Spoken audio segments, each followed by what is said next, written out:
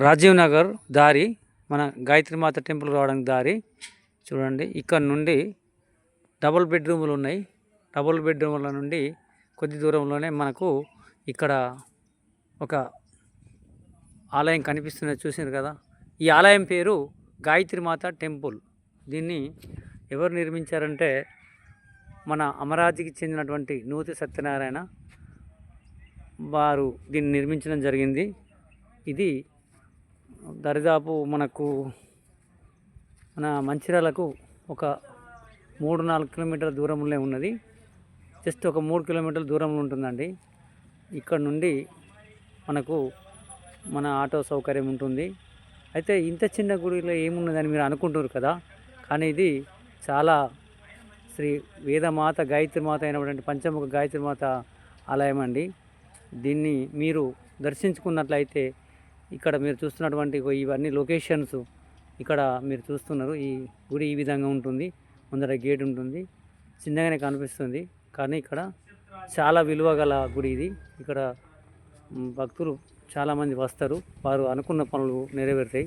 స్వామిగారు అన్ని రకాల వాళ్ళ వాస్తు ప్రకారం వాళ్ళ జీవితంలో జరిగే సమస్యల మీదుగా పరిష్కారం చూపుతున్నారు. చాలా మంచి టెంపుల్ ఇది, గాయత్రీమాత టెంపుల్. ఇక్కడ నవగ్రహాలు, ఆంజనేయ స్వామి విగ్రహము మరియు నందీశ్వరుని విగ్రహము, వేదమాత గాయత్రీమాత విగ్రహము ప్రతిష్ఠించడం జరిగింది. మరియు శివలింగం కూడా ఇక్కడ ఉన్నది. చూడండి, ఇది గుడి.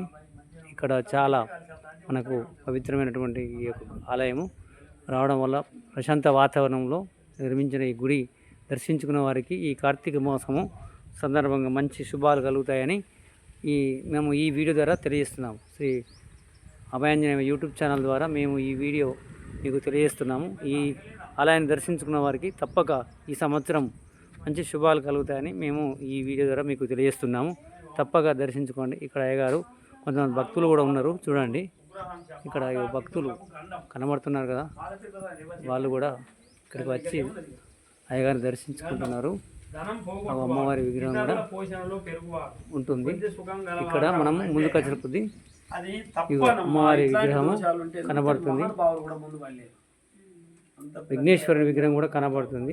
ఇక్కడ స్వామివారు కూడా ఇక్కడ మనకు కనబడుతున్నారు. ఇక్కడ చాలా రకాల సమస్యలపైన వచ్చిన భక్తులకు మంచి జరుగుతుంది. మీరు తప్పక ఈ యొక్క ఆలయానికి వచ్చి దర్శించుకోవాలి. కార్తీక మాసం సందర్భంగా ఇవాళ ప్రత్యేకమైన పూజలు నిర్మించారు. అందుకే ఈరోజు మేము ఈ వీడియో చేస్తున్నాము. తప్పక మీరు ఈ వీడియోని చూసి ప్రజలందరూ కూడా వారి యొక్క సమస్యలను తెలుసుకొని